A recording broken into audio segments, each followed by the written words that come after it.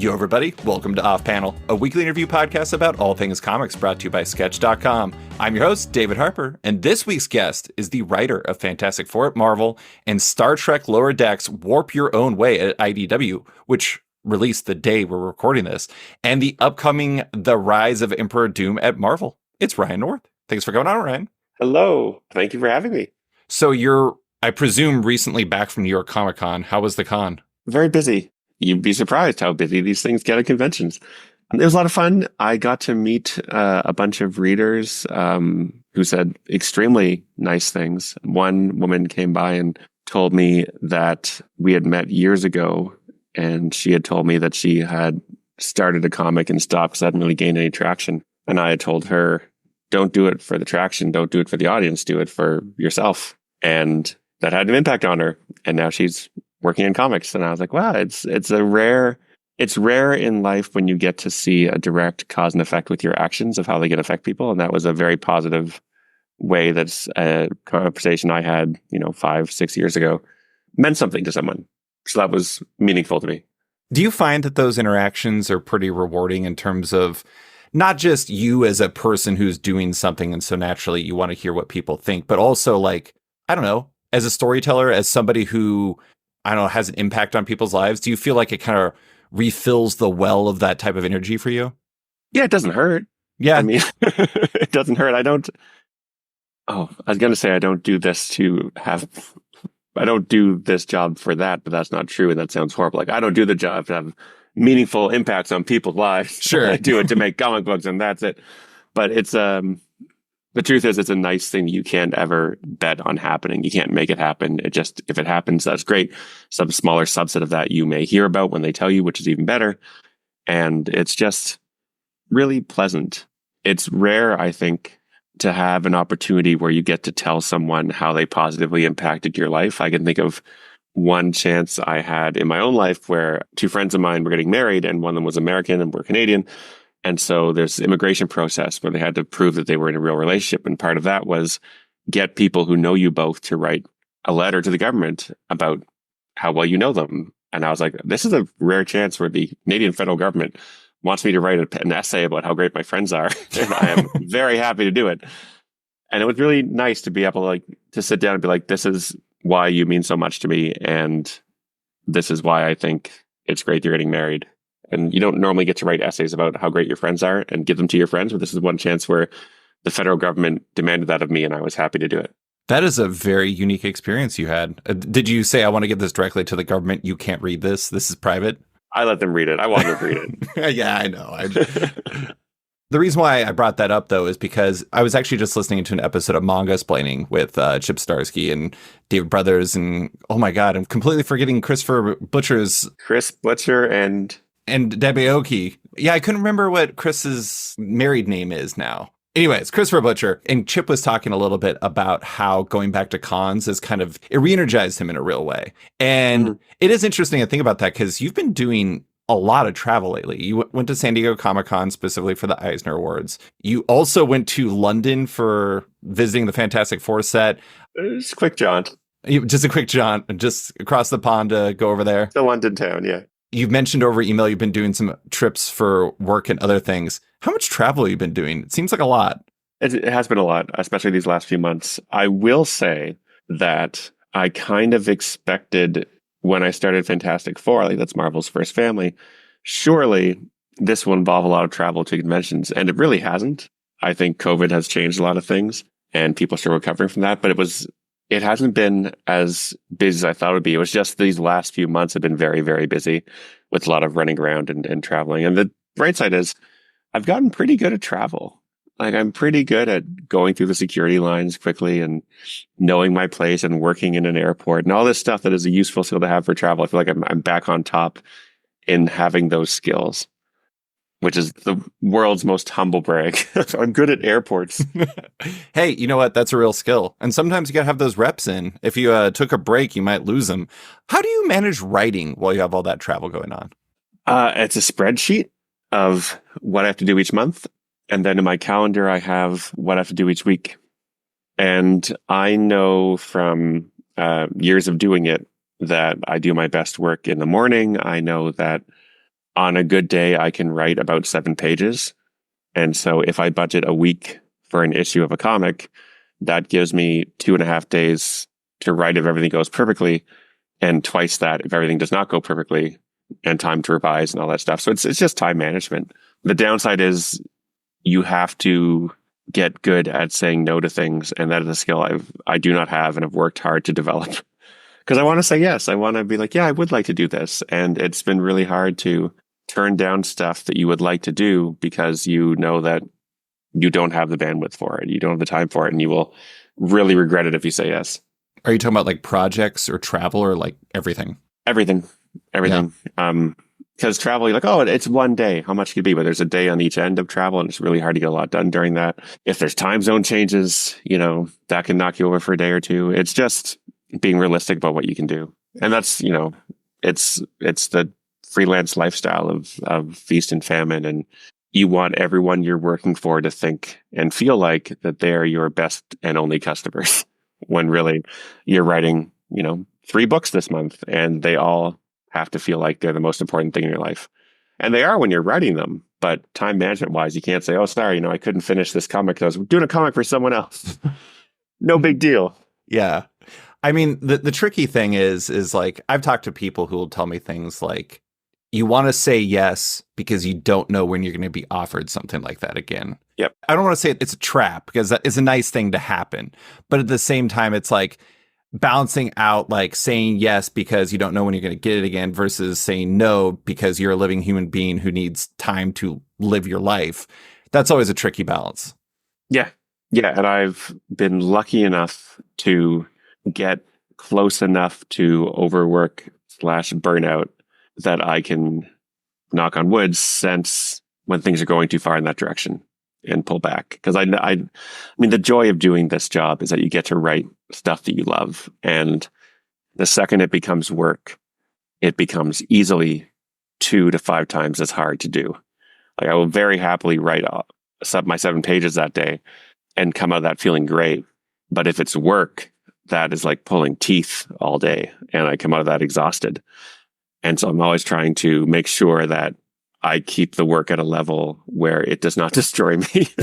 So I like a pretty deep and dark right off the bat.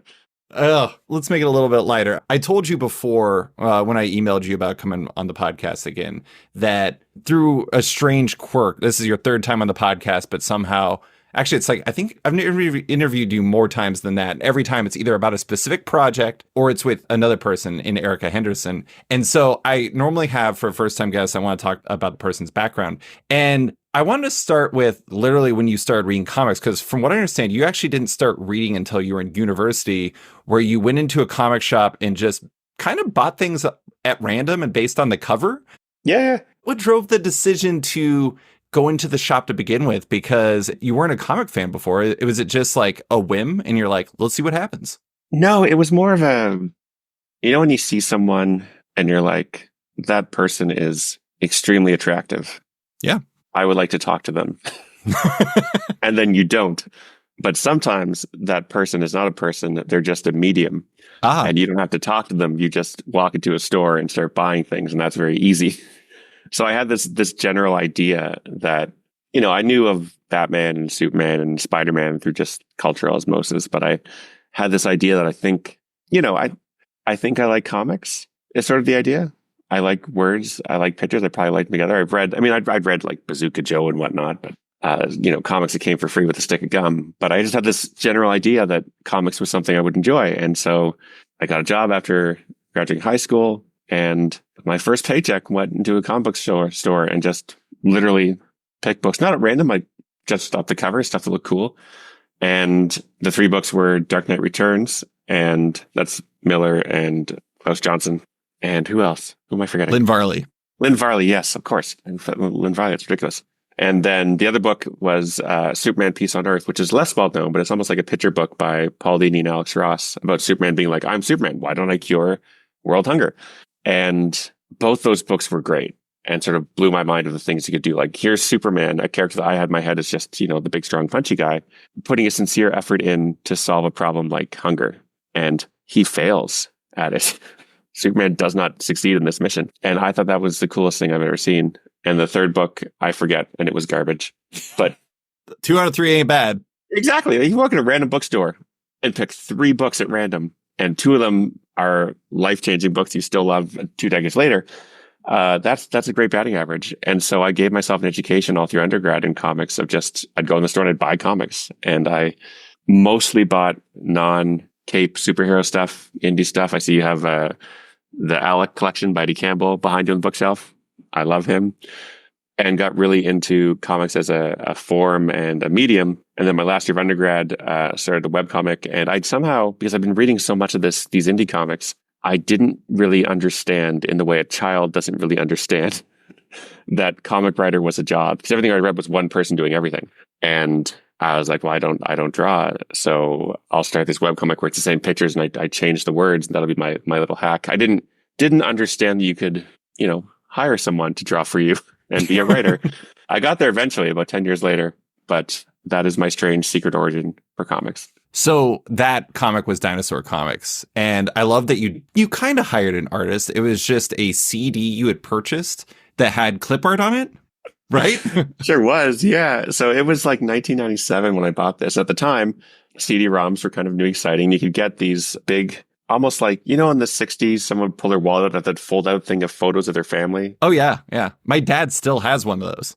That's amazing. I don't know where you get them. Well, this was that for CDs. So you bought, for whatever, $40, you got 10 CDs that you could flip out like that. And on one of these CDs was this clip art that I kept around. And then in 2003, when I was starting Dinosaur Comics, I was like, I've got clip art here. It could have very easily been Astronaut Comics because there was also astronaut clip art. But I like the dinosaurs more. And I thought I'll change the pictures after a month when I ran out of ideas. And that was over 20 years ago. Yeah. Still remixing those same 6 images. Last time I looked, it was like 3,500 strips or something like that, which is... I think it's 4,500. Is it 4,500 now? Don't quote me. I mean, who's counting? But it's a lot. I mean, it's pretty impressive run. And that was for a class too, right? It started... Here's a funny thing. I always have had this headcanon, whereas like if we actually talk about this, I mean, like this will be the time I find out what Quants is, quants.com, which is where it's located. And I read that was actually in the class, you were assigned that domain and you just kind of kept it for 21 years, which is unbelievable. So the way it worked was that I was taking a course taught by a friend of mine, a guy I knew, Bruce Firestone. It was a class in being an entrepreneur, which I took because I liked Bruce and I respected him. But I had this big idea when I was that age that I really didn't like the idea of someone who self-identified as an entrepreneur. Sure. Because it just felt like, this is a work the room, everything has a value I'm going to sell. It really didn't appeal to me. But I really like Bruce, and I was like, oh, I will learn this. And also, these seems like good skills to have. And so one of the projects in the course was the class was divided into thirds. Everyone got a randomly assigned domain name, and ours was quants.com. And how we would be graded was at the end of 2 or 3 months, I forget what, the group that made the most money with the business they started would be getting the passing grade.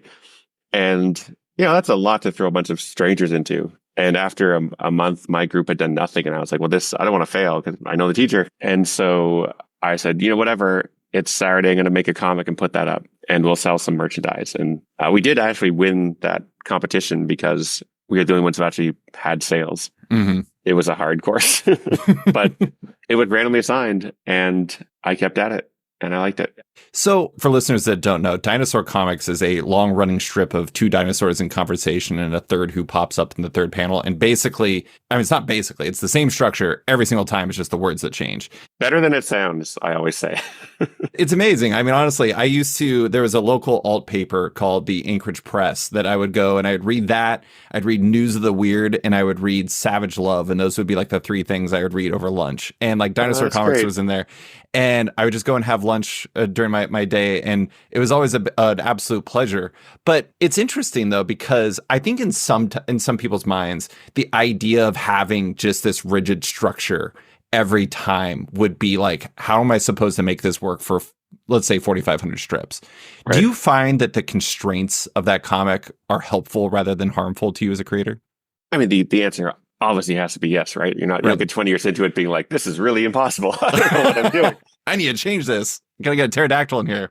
Yeah, I mean, the advantage I always think of is I'm never facing a blank sheet of paper. I always know that there's going to be a T-Rex in the first panel, and he looks excited, so he's going to be excited about something. It gives you some sort of structure to play with. And also, I discovered after a year or two that yes, these 6 panels are fixed, but if you put the words later at the top of the panel or meanwhile in a parallel universe or anything, you're changing the visual narrative of the strip. And so you can tell a whole host of stories that you couldn't otherwise tell. And I think the advantage of having done it for so long is that, when you have these same 6 pictures, your only skill is dialogue. And I feel like as a writer, you're aware of your strengths and weaknesses. I feel like one of the strengths I have is dialogue because I've spent 20 years where that's the only tool in my toolkit to work with. It's funny you mentioned reading Dinosaur Comics at lunch because I have a friend who started a new job at a grocery store. And this was like 2004, 2005. So there was one shared computer in the break room. And she would read my comic at lunch. She'd laugh. She enjoyed it. And after about a week, her colleagues were like, listen, we're all wondering why you read the exact same comic at lunch over and over again and keep laughing at it. Because they were just seeing it from a distance and thought she was reading the exact same strip and be like, still good. Oh my God, that is amazing. That is so funny. It is interesting because that structure, like you said, it strengthened you as a dialogue writer. But then you got into writing print comics. You started writing non-web comics, starting with, I think Adventure Time was your first one. Adventure Time, yeah. Yeah. So you start doing all that. You keep doing Dinosaur Comics. Is there like a reciprocal relationship between those two where one sharpens the one side and the other one sharpens the other one? In the sense that, like, do you think Dinosaur Comics was materially changed by writing print comics? I've never thought of that. I think my work in print comics has changed because of the skills I learned in Dinosaur Comics. I'm not sure if it's gone the other way. One thing it has changed is I do an awful lot of comics. Not an awful lot. There's been a lot of comics in which T-Rex imagines a floating Batman head that gives him bad advice. And I was always sort of a little bit worried that I would be sued by DC Comics. But now I feel like I have enough of a relationship with at least a handful of editors that they probably won't sue me. Yeah. So that feels good. Yeah, I don't know. I'm not sure if it has. Because they're not, I keep it up because I enjoy it. And it feels like this is the one thing that is uniquely me. There's no editors. It's just a thing that I like to do. And I've been doing for 20 some odd years. I almost put it in a different box than print comics. Yeah. Well, I mean, that is, I think, one of the interesting things about your career in general is you kind of have different boxes.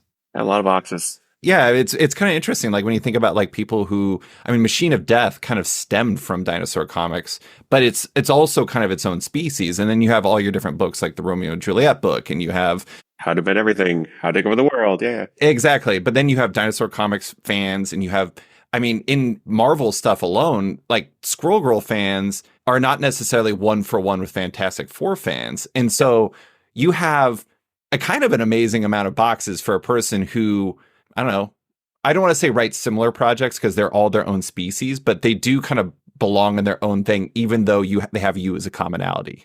Yes, I agree. And I always enjoy when I get to see someone online be like, wait a minute, Dinosaur Comics Ryan North is the same as Squirrel Girl Ryan North? It's the same as like Fantastic Four Ryan North? Worlds colliding. Yeah, it's fun to sort of surprise someone with your breadth, I guess. But yeah, one of the things I like is to be taken by an idea and explore it. And so you mentioned Romeo and or Juliet, the Choosable Path Shakespeare book.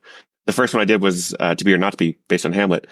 And that whole thing came across because I was driving home, long drive from visiting my parents, 3-hour drive, and the radio was talking to this old actor who was saying, when I was starting out, every actor had soliloquies memorized. And that's what we do for auditions. Now everyone wants to do an audition with their own scripts. And I was thinking, do I have any soliloquies memorized? And I realized I only had like a bit of a To Be or Not to Be speech. And I realized, that's structured like a choice in a Choose Your Own Adventure book. And oh my God, what if you did Choose Your Own Adventure Shakespeare? And I spent the next, 2 hours driving home, just like reading the book and being like, you could have multiple characters, all these things. I was so excited. I got home and the first thing I did was Google Choose Your Own Adventure Shakespeare to see if it had been done before. Because if it had, I wouldn't have done it. It would just be like, well, that's game over. And then when I saw it hadn't been done, it was just the advantage I have, the privilege I have is that with Dinosaur Comics being at the time enough to support me and keep me in house and home, I did have time to do other stuff. It doesn't necessarily have to immediately make me money. And I could spend a year writing a choose your own path version of Shakespeare and then can see what happens. And that's the joy of it for me, is the ability to go deep into this idea that might be bad and might be good. And there's one way to find out, and that's by doing it. And just run with it. It was the same with Romeo and Juliet. It was the same with How to Invent Everything and How to Take Over the World. All these books are just me being like, I would really like to read this book. And I hope someone else will too when I read it. Yeah. I mean, it seems like Dinosaur Comics kind of underwrote your whims in a way, to put it like that. I mean, because it's like... Yeah, it's great. I've always wondered this, because you have gone... I don't want to say you've gone down this path a bunch of times, but you've done like Star Trek Lower Decks Warp Your Own Way came out the day we're recording this. That is an interactive graphic novel, but it's also a choose your own adventure story. You've done a number of those. Why do you like them so much? Okay, so the real answer is, well, how much time do we have? I mean, it is a choose your own adventure conversation, so yeah. we'll go from here. One things I love the most about it is that it is a form of storytelling that is so routinely dismissed as juvenilia.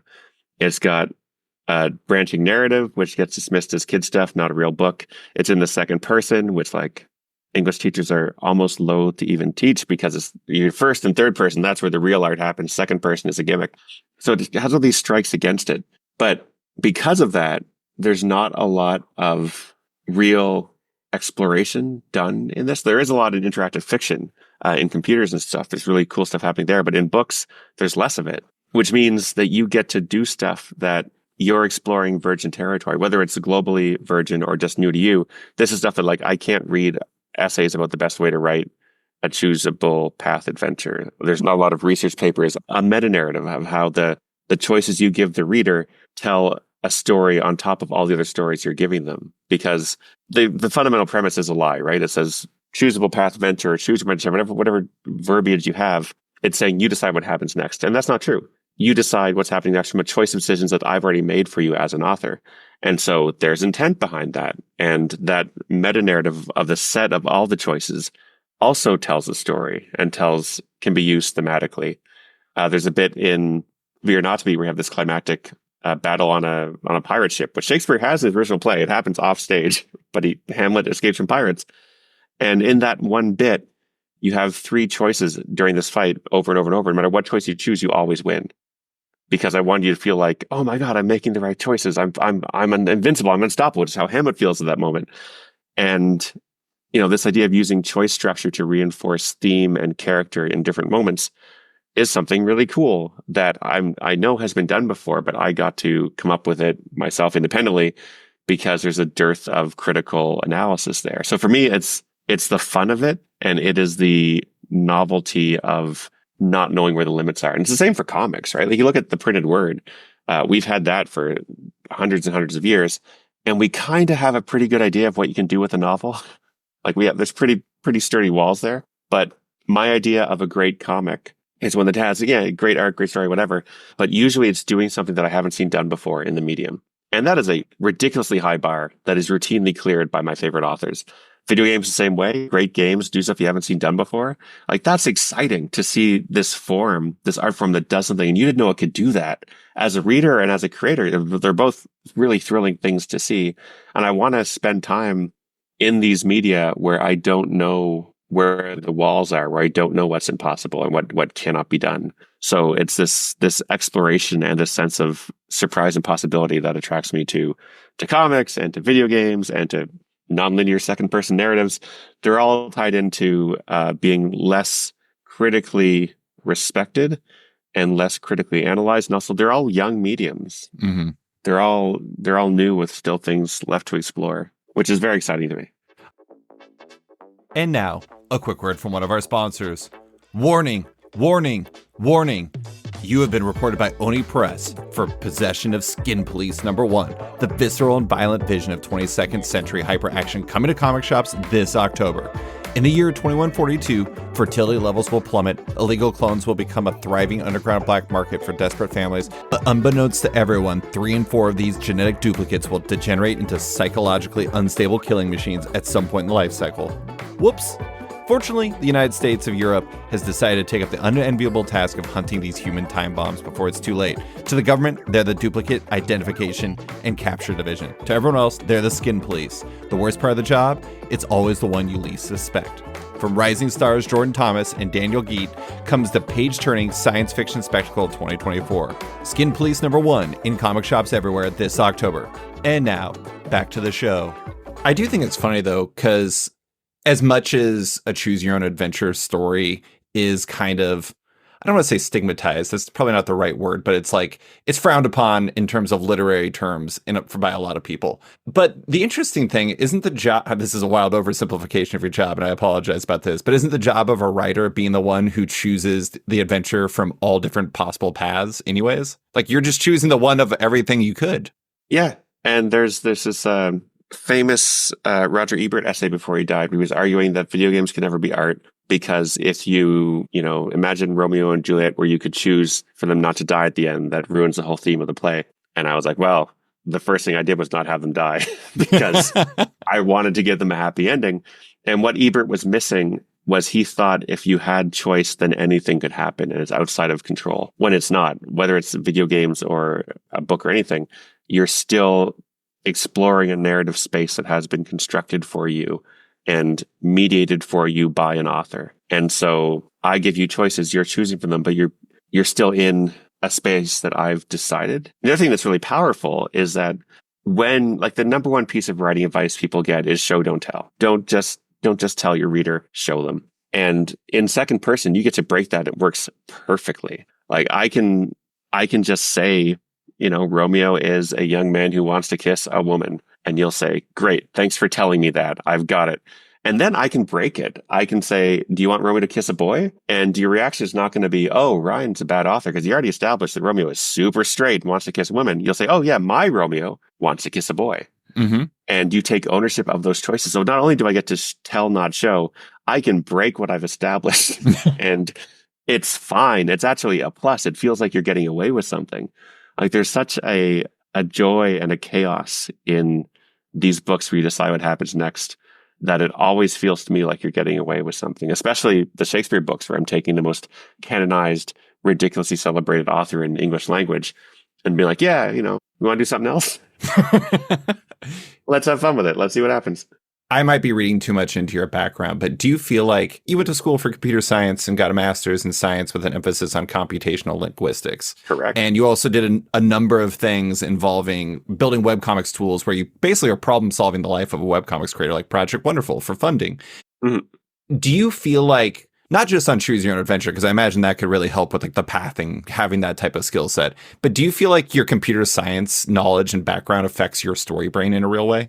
Yeah, I will tell you that in that the 12 years I was doing Project Wonderful, I was the sole developer. I was the one on call 24/7 to keep the site up. And I would usually work on software development half the day and writing the other half of the day. And both of those are creative acts. Like, both of them are problem solving. Both of them are trying to get things to fit in the most efficient way. But they feel so different from each other that I could use one as a break from the other. So it's sort of this weird life hack I stumbled across. It gave me some really insane productivity for a decade where I could, work this programming job and then write these comics and feel like I wasn't exhausted at the end of the day. I do think that I approach problems like a computer programmer. I'll say, okay, what's the edge case? Where does this break? How do we turn this into a system that can be reproduced by a machine? How do we get to the most direct, efficient route to solve a problem? I speak a little metaphorically, like I don't write programs to write stories or anything like that, but I think you don't spend, the first 25 years of your life building towards a master's degree in computational linguistics and then jettison that when you write comics. It's still there. Yeah. I mean, it's with all storytellers, every facet of their life affects them. It's like, we always like to boil influences down to like, I was influenced by Jaime Hernandez or by Bill Watterson or something like that. But you going to school for computational linguistics affects you in the same way that, like, I don't know, reading Frank Miller the first time did. And it's just a little bit harder to point to because more people know who Frank Miller is in comics than what computational linguistics is. Yes. I mean, my greatest influence is that not the influence, I guess a writer's quirk or trademark, if you want to call it. I get really confused when characters have the same first initial. Like if there's a Carolyn and a Craig, I'll always confuse those characters. So in stories where I have control over the characters' names, you never find characters with the same first letters in their names. Sometimes you can't avoid that because the characters already have names, but that is my tell that Ryan has written something, is that everyone has a first letter just to avoid me getting confused. And the other thing on this subject, I got an email from someone who was saying, I really liked Romeo and or Juliet. And I noticed that the only description you gave of what Juliet looks like really was that she's wearing a red dress. And I thought that's so interesting because you don't really talk about what characters look like. You talk about what they say and what they do, but you don't say what they look like, except for this one detail. So why was that one detail so important? And it made me realize I don't often describe what characters look like. It's not super relevant to me. I'm there for dialogue and what they do and what they say and how they behave, but their looks are less important unless it's necessary in some way. But the reason I said red dress was that I knew we'd be printing in one color, red. So I was like, right, she's got a red dress. And that affected somebody's read. Yeah. You talked about how you didn't really realize that being a writer was the thing because you kind of came up with cartoonists. You kind of saw like that sole creator type approach. Mm-hmm. We have a lot of things to talk about, so I'm going to boil down a lot of your pre-Fantastic Four stuff into one thing. Do you think that there is a specific project you've done in comics that was particularly important to you figuring out how you wanted to approach the kind of collaborative side of the medium where you're writing and somebody else is drawing, both as a writer and a collaborator? Like, was there something that really helped you unlock who you were as a print comic writer? Yeah, there was, and it was the very first issue of Adventure Time. Shelley and Braden, Shelley Paroline, Braden Lamb were the artists on the book. And I'd written this script, my first script for a 22-page comic for someone else to draw. And I had described, okay, so there's 6 panels on this page. We'll have a big one at the top and then 3 more vertical ones. I described the whole layout.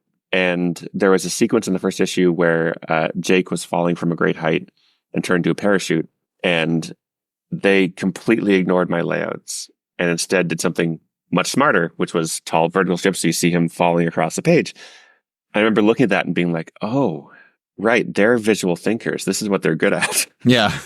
And they've already taken what I've written and elevated it. So all my scripts since then, I'll say there's 6 panels. And sometimes I say like, this should be a big panel, but I don't put in layouts because that's not where my skill is. And I always say to the artist, like, this is not a recipe. This is just part of a comic.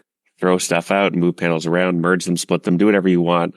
I'm not going to be here and saying like, who are you to mess with my precious words? I'm the guy who gets the art back and feels like he's getting away with something. Like, how did I convince someone to draw this stuff? This is so cool. And always, when I get the art back from an artist, it is better than I imagined when I was writing it, which is such a great feeling to have routinely.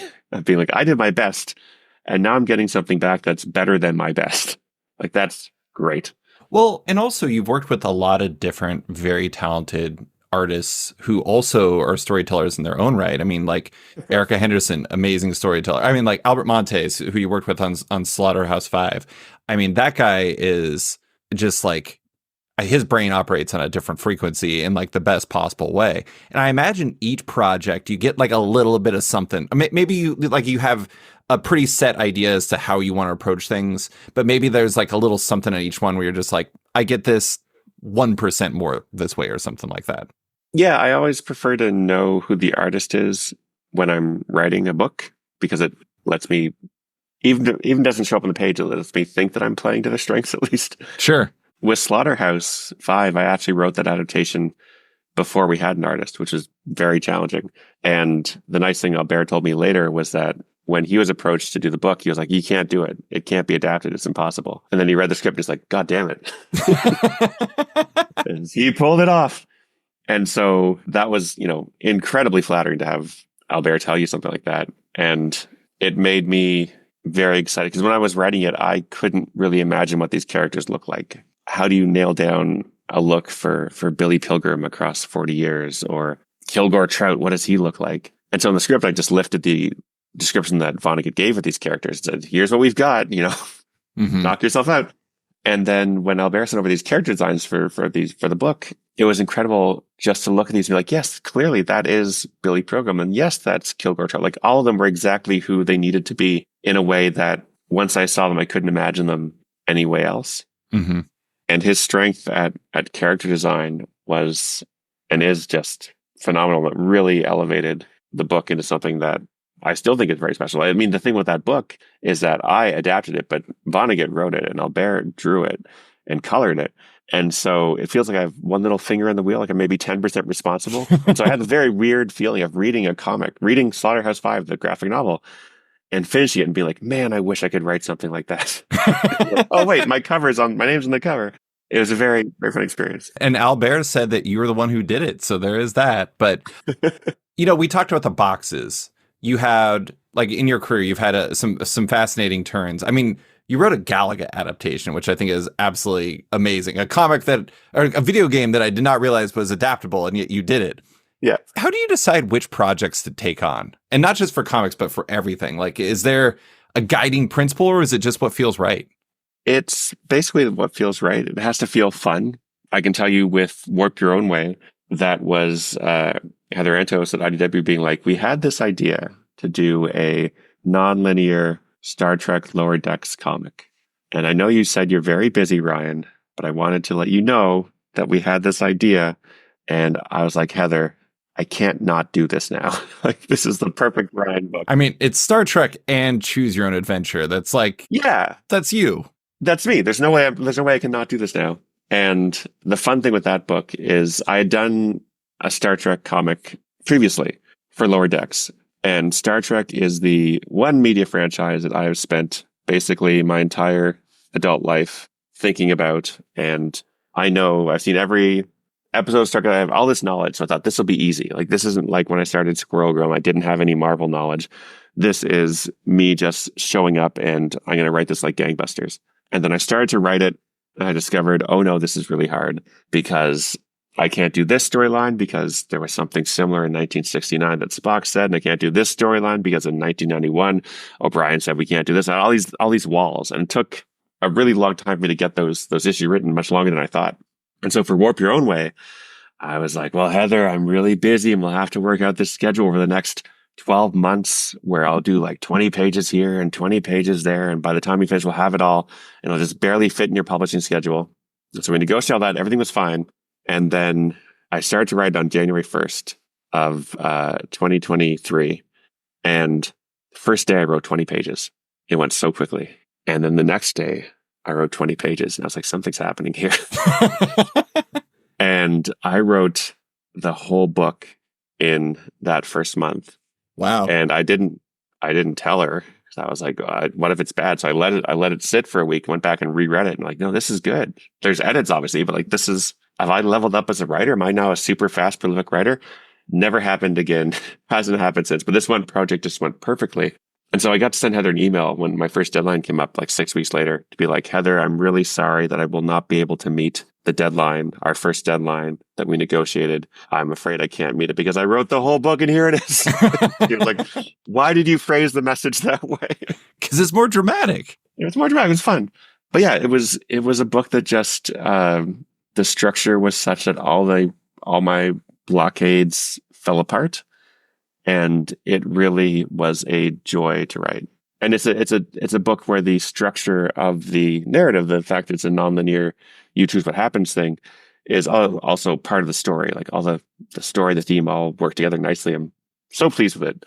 It's interesting because when you started that story, I thought you were going to say that the baggage of being a fan was going to be something that made it harder for you to do this. It did conceptually, just not in actuality. But yeah, it was more like the facts. Yeah, exactly. From what I understand, though, you went into... So I'm going to jump into Fantastic Four, which you've been doing since 2022 with your collaborators like Ibn Coelho, Ivan Fiorelli, and Carlos Gomez and others, where you've been telling the ongoing and often unexpected adventures of Marvel's first family and their extended family.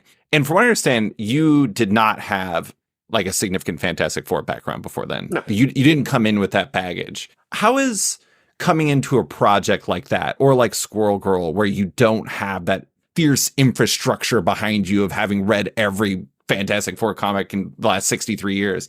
How does that affect you as a storyteller? Does that make it easier? Does it make it harder? What is it?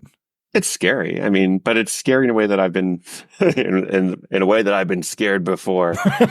For example, Squirrel Girl, I didn't have a ton of Marvel knowledge, and the first 3 villains she fights are villains that have appeared in the movies because I knew those. With Slaughterhouse-5, I was terrified of being the one who would ruin Vonnegut, who screws up the story. Luckily avoided that in most people's estimation. For Fantastic Four, the advantage that gave me is I think I have a pretty good idea of what the average person thinks of the Fantastic Four, which is, aren't they kind of old? Aren't they kind of boring? Isn't this more your grandfather's superheroes?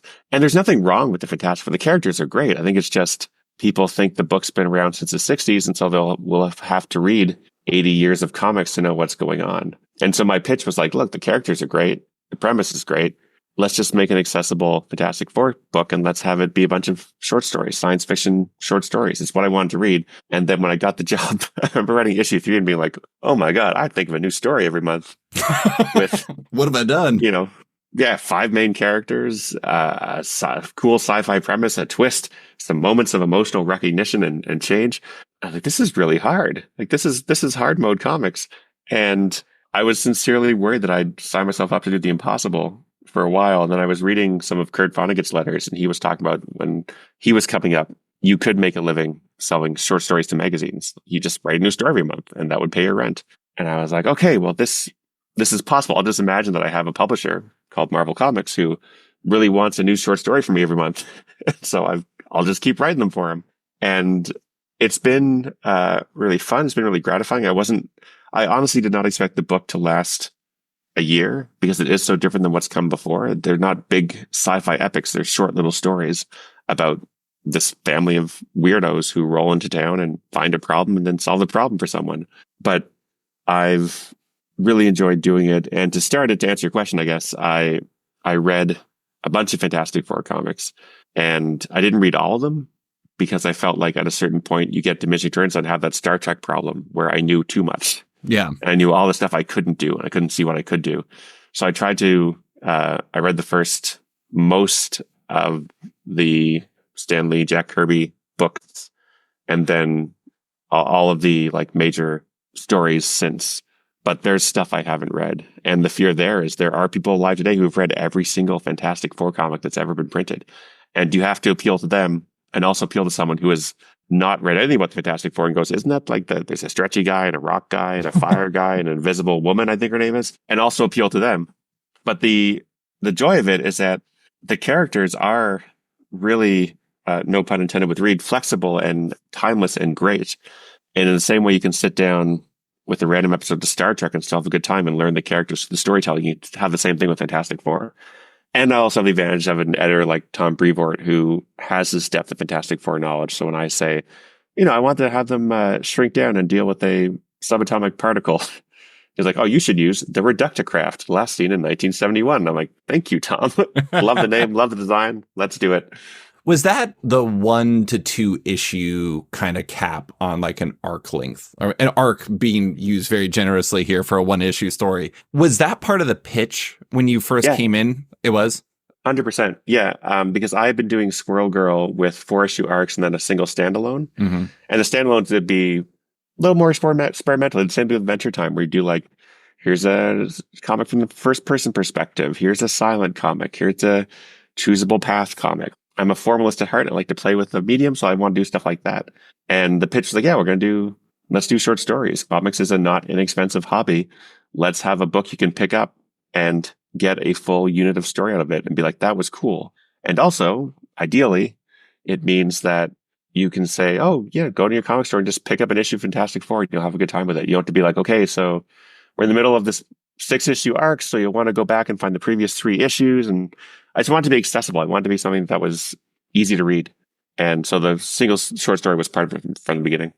In a weird way, it's kind of more like a sitcom. And I mean this in the most complimentary way, in the sense that if you watch Parks and Recreation, for example, you watch 1 episode and you know everything you need to know, but it also builds on the characters from issue to issue, or issue to issue, episode to episode. And it's not going to be homework. and you can jump in wherever. Everything is a jumping on point. But it's like if you continue to read it or continue to watch it, it all builds together into something new and spectacular, which is kind of, in a weird way, an unusual structure for superhero comics in particular. And although it is funny, I remember, because Tom Brevoort, your editor, has his newsletter. I remember in like the year plus in advance of that, he was talking about how he's like, I really want to get back to doing shorter arcs for the same reasons you're talking about. So it seems like it was kind of a match made in heaven in some ways. Yeah, we were pulling in the same direction for sure. I agree that is sort of how it's structured. And so every issue is a jumping on point, but every issue is also a jumping off point. Like the theory of doing long arcs is you have, all right, we'll have a 6-issue arc with your A plot. And while we're in the last 3 issues of that, we'll introduce our B plot that ramps up, and the beginnings of our C plot that'll be the next B plot as the B plot becomes the A plot. So there are no jumping off points. There's always new stuff happening. And that's one way to tell a story. And it makes it very addictive and sort of hard to jump off, but also kind of hard to jump in because you're always in the middle of something. And I was following Dan Slott. I was following Hickman. I was following Fraction, like all these great writers who had done really big epic stories. And I was like, I'm not going to out Hickman. Like there's no way. So I'm going to go in the opposite direction and try to tell these smaller self-contained stories for all the reasons we've been discussing. I actually think, I know conceptually it's a jumping off point, but I think in 2024, I think the jumping off point is like a lower, it's not as big of a deal for that because you don't feel burned out. Like you read issue 25 where they go to another version of Earth where, I don't want to spoil the story, but but you just did.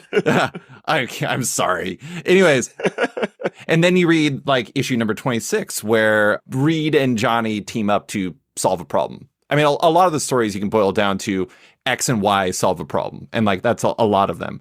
And it's like every issue, it's like, if I didn't, like, let's say I'm a longtime Fantastic Four reader and I was like, this isn't perfectly for me. If you read the next one, it might be perfect for you. And it's interesting. Like I almost feel like it's less of a jumping off point, even though conceptually I know that's not how it's supposed to work. Like that's how it typically works, I guess. Yeah. Well, if I'm telling a story you're not interested in, next issue is something different. Yeah. So it's you've got that advantage. And I think if you can keep the quality of the stories high enough, as long as you have more hits than misses, people are like, yeah, I like this book. It gives me something surprising to talk about every month. So I mentioned I was listening to that episode of Manga Splaining earlier. And in that, Chip Zdarsky said his approach to continuity is, and I quote, pick and choose the bits of continuity that help and ignore the rest. Everyone does that, I think. Is that kind of your approach? Well, I think it's everyone's approach. Like as readers, when we read a comic for a long time, or even like Star Trek, any sort of media franchise, any long-running narrative, we all agree that the coolest stories count and the worst stories we just don't talk about anymore. Yeah. And like you see it everywhere. And continuity can be this like ball and chain tied to your ankle where you can't do this because of X, Y, and Z. But as long as you keep it as something that can elevate a story as much as possible and not drag it down, I think it's a good thing. The example I always have in mind is with Squirrel Girl. I wanted to do a story where she teamed up with Sorcerer Supreme to go do some stuff. And the note I got back was, when this issue dropped, Sorcerer Supreme will not be Doctor Strange. It'll be Loki for a hot minute. And I was like, oh, that's way better. I'd much rather have Loki as Sorcerer Supreme. I'm going to tell that story. So their continuity helps. But yeah, it can very easily just drag you down. And I try to avoid that as much as possible. If you can stay above it and not get caught in its quagmire. But also you can't jettison it because there are people who care. And it is really rewarding when something comes back in a way that is satisfying. A lot of the villains I've used in Fantastic Four have been deeper cuts. I'm like, yeah, this guy's great. Let's bring him back. If you don't know him, who cares? It's still accessible. But if you do know him, you get the satisfaction of seeing this person again. Or the single most heartbreaking villain, which was the one that you introduced, Metamind, the AI in issues 14 and 15. Man, that page with just the black text or the black panels with text on it. Heartbreaking stuff. Thank you. That's what I was shooting for. And now, a quick word from one of our sponsors. Zoop is where some of the biggest names in comics are crowdfunding. Live campaigns include Switchblade Shorties, the final work from the late Ed Piskor, new publisher Panic Entertainment's Sampler Pack, master painter Dave Dorman's first published art book in over 10 years, as well as campaigns from Joseph C. Racky and Kelly Williams, Danny Hellman, Old at War's Tommy Holes, and more. More campaigns are coming soon to Zoop from Joe Quesada, Camilla D'Erico, Alex Segura, Michael Marizzi, Dean Kotz, the Megaton Man Omnibus from Don Simpson and Fantagraphics, and others continually being announced. Zoop would like to thank all the creators who have recently submitted projects and urge more creators to submit your project to Zoop. Click the Submit Your Project link at zoop.gg, as they are providing services to even more creators than ever before. And now, back to the show. I do think that one of the things that's interesting about the nature of having to tell stories within a universe like this, whether you're doing Squirrel Girl and having to tie into War of the Realms, which you know that was an amazing arc. You did a great job of that. The Blood Hunt story in Fantastic Four, I didn't read any of Blood Hunt, but that wasn't prohibitive to me at all. That's the goal. So you look at these types of things as an opportunity, not a challenge, I imagine. Well, it's both. I mean, the challenge with Blood Hunt in particular is it's a vampire story. And I have a guy with rock skin, so vampires can't hurt him. A guy with stretchy skin, so vampires can't hurt him. A woman with force field, so vampires can't hurt her. And a fire guy who can burn vampires, so he shouldn't really be able to be affected by vampires. And it took a minute for me to realize that, like, if I have heroes who can't be affected by this, how can I possibly do a tie-in? And the answer is, well, they're saving other people. And also we have Alicia, who is the fifth member of the Fantastic Four, and she's great. And one of the things I have with the book is I've been trying to do every possible pairing of the characters in this connected graph, which is very much a computer scientist thing to say. Like Ben Grimm and a dog, which is one that most people did not have on the docket. Yes. So it's fun, and these characters can go anywhere, right? Like I can do a story where we have this emergent AI, a mind made of minds on Earth that has this tragic ending. And then I can do Ben Grimm stuck in a hole with a dog. And then I can do these aliens who are experiencing time differently than the Fantastic Four. So the Fantastic Four appear as these monsters to them. And then I can do Ben and Johnny competing to be grocer of the week at a grocery store. Like the characters can all do all of this stuff. Like they're so flexible that they can fit into these stories perfectly and not feel like they don't belong there, which is the joy of the book. Is that how you build your issues at this point, is like the pairings? It's two pieces. It's what is the cool sci-fi thing? And that takes a lot of time. And then with this premise, who do I want to play with it? What are the pairings that we can do? For the one we described, issue 26 with the Reed and Johnny, the joy there was, here's a pairing we don't see that often. We don't see Reed Richards and Johnny Storm on their own. And what attracted me was, let's do a fun, kind of goofy Halloween spooky story, but also it'll be so to see the world's smartest man be a total idiot with his brother-in-law. Like that felt good and realistic to me. And I got to say, like, you know, you two left alone are just the worst. Which is why we don't do it that often.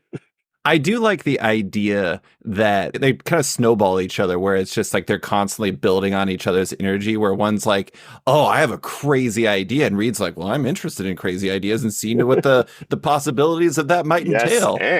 Yes, exactly. I wrote a very dumb article recently that was about basically who would do best in a Aliens, as in the James Cameron movie type situation. Mm-hmm. And the Fantastic Four was like one of the best, but I thought that one of the downsides would be that there's a very real possibility that Reed would insist that they do need to take specimens back because he needs to study them for science. And then all hell breaks loose once again. That's the thing that's really amazing about the team. And I think you do a really good job with this. Here's a great example. You worked Braille into the comic as a way the team communicates. That, at least to my knowledge, is not something that's been established, that they all learned Braille because of Alicia. I think that's new, yeah. Yeah, and so it's not just that you're featuring the characters in unique pairings, but it's you're building off of each of their abilities and their relationships with each other, because of course they care enough to know more about Alicia in such a way. It's great. Good job. Yeah, thank you. I was really pleased with that. Just because it feels real. It feels like you have these characters who have known Alicia for a long time, but also Reed and Sue have the ability to generate Braille. And so they could use it as a special lover's language between the two of them. There's not quite the same thing, but there's an earlier, maybe a later issue where Johnny and Sue combine their powers. So Johnny creates fire, which creates light. Sue can bend light, so she can make this colossal laser, a coherent beam of light out of Johnny's powers. The two of them can do something that neither can do on their own. And when I thought of that, I was like, oh, how has this not been done before? This is Chris. This feels like, how is it possible we have these characters that are 60 years old and we're still finding new little tricks they can do, or grace notes in their relationships, which I think shows the depth of who these people are. And the fact that when you have, that's the challenge of the book. You have 5 main characters plus now 4 kids. That's 9 characters.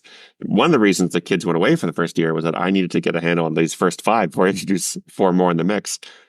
And you can't care about a team if you don't care about the individual members. So I had to split them up to be like, this is who Reed and Sue are. This is who Johnny is. This is who Ben and Alicia are. So that when they are together and you have less time for character moments for all of them, you still know who they are and you still care about them. I have to ask about the most controversial part of this series. Was Johnny's mustache your idea? Johnny's mustache in issue 3, where it first appears, was written as a Ned Flanders mustache. Ooh. He would shave off at the end. And Bon Coelho drew this much larger kind of trucker Roscoe mustache. And I loved it and changed the script so that he did not erase it at the end. He didn't burn it off. And the thing about the mustache is that I think character-wise it works. It does. Johnny thinks it looks cool. Yeah. So he's great with it. And in the Doyleist sense, it works because when I see people talking about the book, if they have criticism, it's about the mustache. And I could change the mustache so easily. But they're not complaining about how bad the writing is because the mustache is the lightning rod that takes all their criticism. And so people read these like, oh yeah, it looks great except for the mustache, but who cares? It's a character choice. That's how I dodge bad reviews. I find it really hilarious. There's like Fantastic Four runs that I really like. Like I love Hickman's one and I love Fraction All Red on FF and things like that. But the funny thing is like there's literally nothing I know about Johnny Storm that would suggest that he would not wear facial hair like that. That is absolutely a thing he would do. But Tom has been working on these characters for multiple decades. Was he hard selling the mustache, or he's like, whatever, just do whatever you want? No, I don't think we've had a single conversation about the mustache.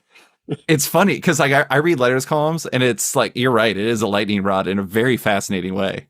Yeah, I mean, I will tell you, I was terrified taking over the book because I also was reading letter columns of Fantastic Four, and it is a true letter column going back to the 60s where this was the one place you could discuss books. And I was coming off Squirrel Girl, where our letter column was largely photos of people dressed as Squirrel Girl and little children who were reading it for the first book. Very positive, very happy. And then you read a Fantastic Four letter page, someone would be like, I've been reading this book since 1961, and I have to say that your most recent issue was the worst I've ever read, and I will no longer be reading it for the rest of my life. Thank you, goodbye. And I don't want to have those letters to me, so I was worried about that. But mostly it's about the mustache, so it's been working out well. The funny thing is if you read some of those, you'll be like, that was Kurt Busiek that wrote that. What the hell? Okay, I want to talk about something that's kind of spinning off of this. You have your big New York Comic Con announcement, The Rise of Emperor Doom at Marvel, which is a 5-issue miniseries that you're doing with R.B. Silva that leads into another 4-issue miniseries that's part of the larger One World Under Doom event next year. It starts in February, and you apparently described it as a story that finds Doom coming out of Latveria and taking over the world overnight, with every country becoming a province of his home country. And probably some changes coming along with that. Yeah, probably. How did that idea come together? Was it just a natural continuation of your FF story and what happened in Blood Hunt, or what's the origins? This story's been in the works since 2023, I think, May, June. They were seeing the end of Blood Hunt, and the idea was, well, if we have Doom stealing the role of Sorcerer Supreme, what does he do with that? Probably takes over the world. Ryan, do you have any ideas? And I wrote this probably too long email. That was because I had just written a book called How to Take Over the World, which is about doing comic book schemes with actual science in the real world. But I had done a lot of research into like political systems and humanity and all this stuff, that power structures, all the stuff that ties into it. And so I felt like I'm ready for this. I've already done half the research. So I wrote this really long email about shapes it could take, directions it could go. And Tom basically said, say more. So I revised it and did a couple revisions back and forth until we had this outline that I would keep poking at and changing over the next 6 months until I started writing it in January. And I've got the last issue now almost done. So I'm in this rare and great position where the book's being drawn by R.B. Silva, but I've got lots of time to go back and change things if I need to. So it should hold together very much cohesively like a full story, and not the danger of doing a serial where you realize in chapter 7, boy, I wish I set something up in chapter 2. I can't do it now. So for me, it's fun because Doom is, and I said this in How to Take Over the World, Doom is the greatest supervillain. He's science, he's magic. He can talk about himself in the third person, and it reads as awesome and imposing and not silly. Yeah. Like, he has this archness to him that somehow comes across as powerful and horrifying when done well. He's incredibly strong. He's incredibly smart. He's incredibly petty. All of it's very fun. I loved writing him in Squirrel Girl. I loved writing him the few times he showed up in Fantastic Four. And so it's been a real joy to get to spend that much time with him over the past year and really plot this thing out. There is a very common saying, which I am certain you are familiar with, but I feel like Doom most exemplifies this statement, which is every villain looks at themselves as a hero. Oh, yeah. Doom thinks that more than others. And on top of that, the interesting thing I think about him is that historically, he's right on occasion. I don't know if I can say all the occasions, but he's right on occasion. Hashtag which is Doom was right is what I'm hearing. Oh boy, I'm gonna get some mustache emails. I'm gonna get some Doom was right emails. But it does make him a more interesting and complex character. Like, I remember talking to Hickman about him and talking about the fact that basically the idea that the only reason why people don't see Doom the way that he wants to see him is because of Reed Richards. And it's like, there's a lot of fascinating complexity to that character. Yeah, Fantastic Four #7 is the first time we showed Doom, and that was a double-length issue. And that issue took me twice as long to write because the first month was trying to break this story. And the reason it took so long is that Doom isn't like other villains, where you can, Mole Man, he can show up, he can fight, he can lose, and he can leave. But Doom always has to extract something. Like, even in loss, he gets something. He wins something. And that makes him so much more complex and so much harder to write, but also much more fun to write. Like, he's always got wheels within wheels. He's always got some ulterior motive, and he does believe himself to be the greatest. I said it in issue 7. I had Alicia talk about how, Doom's his own worst enemy. If he holds himself to this impossibly high standard, and when he makes mistakes like we all do, he just can't accept it because he has to be perfect. He has to be better than everyone, especially Reed Richards. Oh yeah. And that's what keeps destroying him. Such a petty baby in some ways, but also what a magnificent petty baby. I think the thing that's interesting about this book in a number of ways, I think this might say more about me than it does the nature of it. The thing that interests me the most about this is you've almost entirely operated in your own space at Marvel. This is not that. It feels like it has to be a huge change of pace. How different is it being in like the thick of event type things? Yeah, you've got all the toys in the toy box at that point.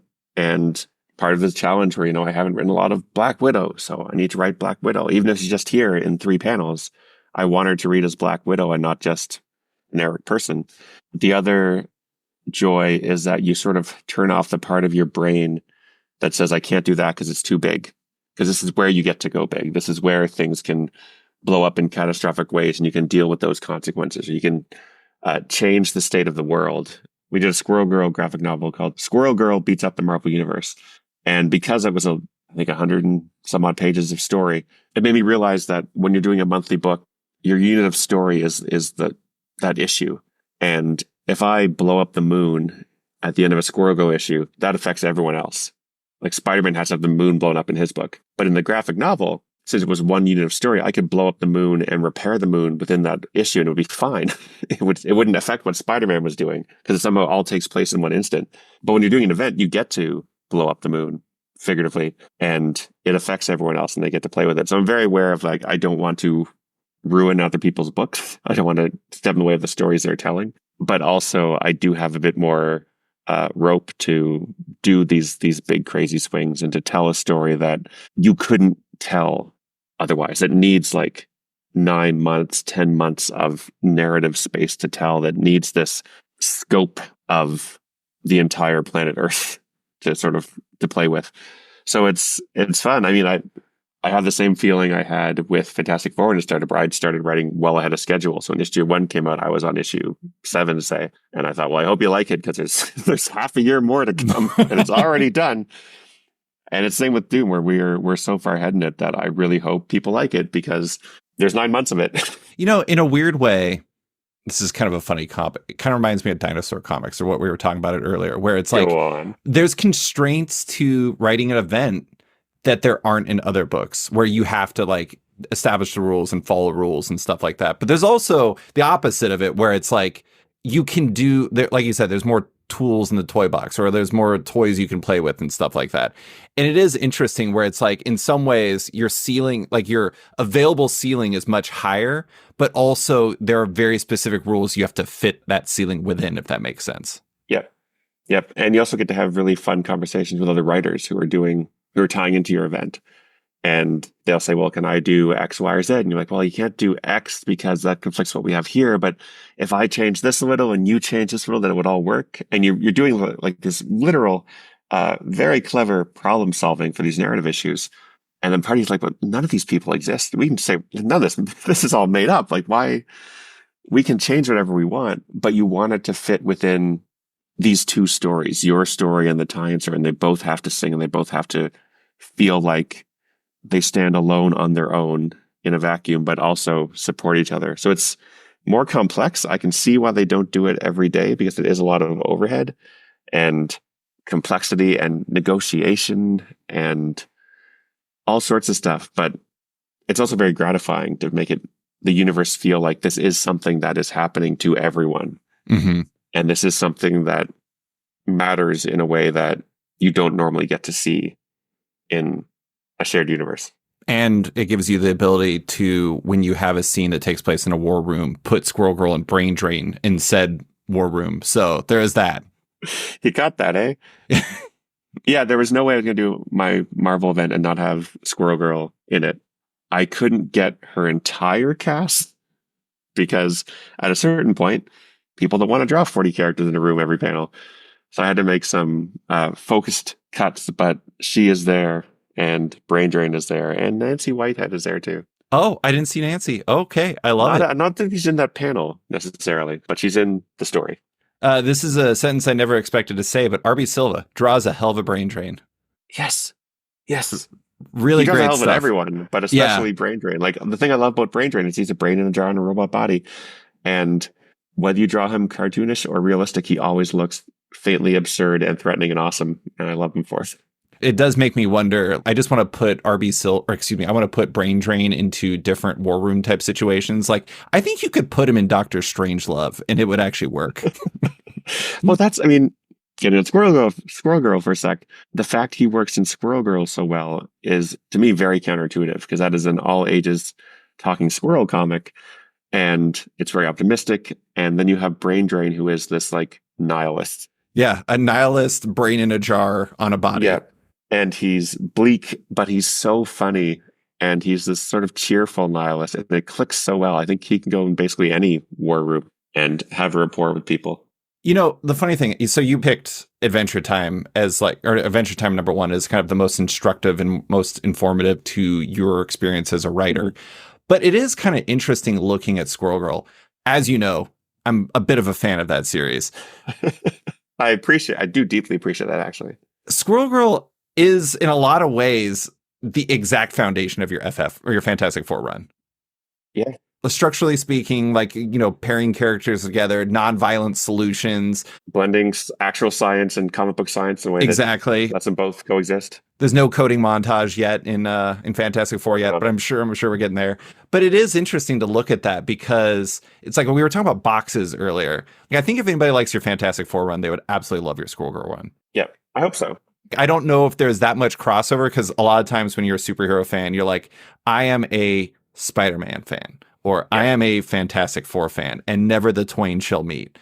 The twain should meet. They're great. The twain should meet. I feel like the thing I realized, actually at New York Comic Con this weekend, was I was walking through Artist Alley, and I realized my eye was looking less at the books on the table and more at the names behind the table. Sure. And I was like, oh yeah, I'm interested in people. When I really thought I was a guy like, I like Spider-Man, so I'm going to read Spider-Man.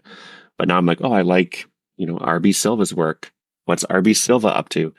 And I don't think one's necessarily better or worse. I just noticed that there was a difference. And I think people probably move between those two things back and forth throughout their lives. This kind of ties into like the Squirrel Girl and FF track where they have similarities. They're not the same book, but they have similarities. Yeah. Do you feel like your approach on a project by project basis, even across mediums, is meaningfully different beyond having to factor in different collaborators on some of them? Do you feel like when you're writing Fantastic Four and Rise of Emperor Doom, that your approach to writing is pretty similar? Yes, in that, in all cases, I treat the page as the fundamental unit of narrative.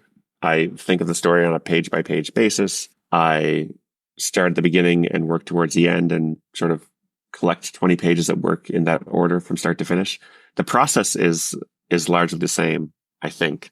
And also, like, you look at Ryan North comics, you're probably going to find a lot of belief in knowledge as an intrinsic good and friendship, power of love, relationships being foundational and meaningful to experience. And the same sort of stuff, I think, shows up a lot because I write about the things that interest me and the things I'm trying to figure out for myself. So yes, there's obviously a difference between like Squirrel Girl and Emperor Doom because those are very different characters. But I think you can still get the sense that these were created by one mind. Yeah, that makes sense.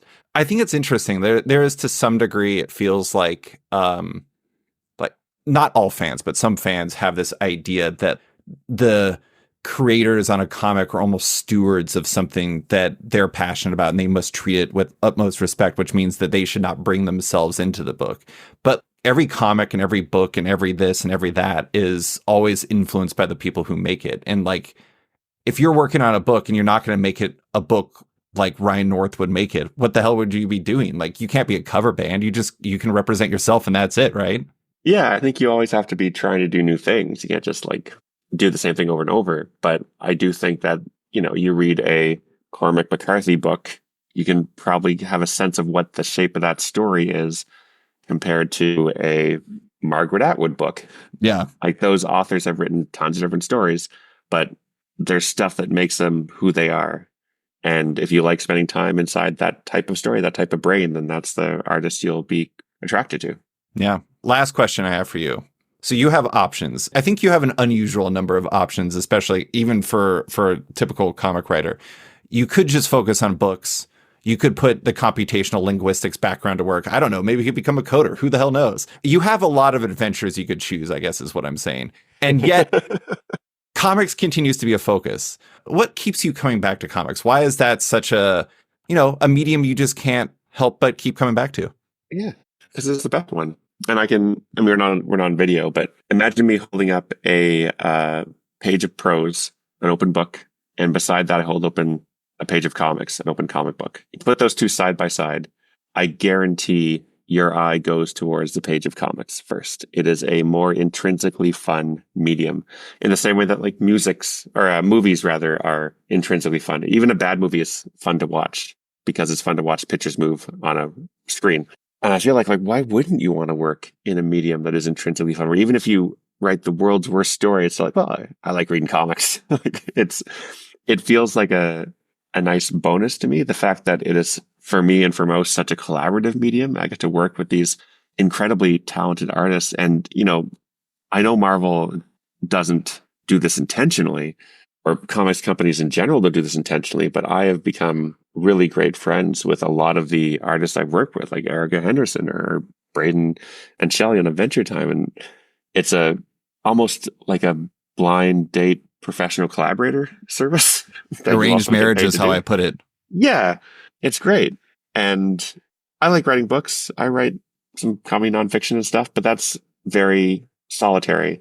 And comics is very much working with other people doing stuff that you're both excited about. The other nice thing about comics, as opposed to, say, movies, is that there's not a ton of money in it necessarily. And so most people in comics are doing it because they love the form. So everyone is coming in at the same level of sincere enthusiasm. Very few are trying to like, I'm going to sell this and flip it and get rich and then I'm out. See you later, suckers. Mm-hmm. So it's a sincere enthusiasm and excitement for the forum that attracts me. Plus what we discussed earlier of the limits not being known and still being a very young forum. Yeah.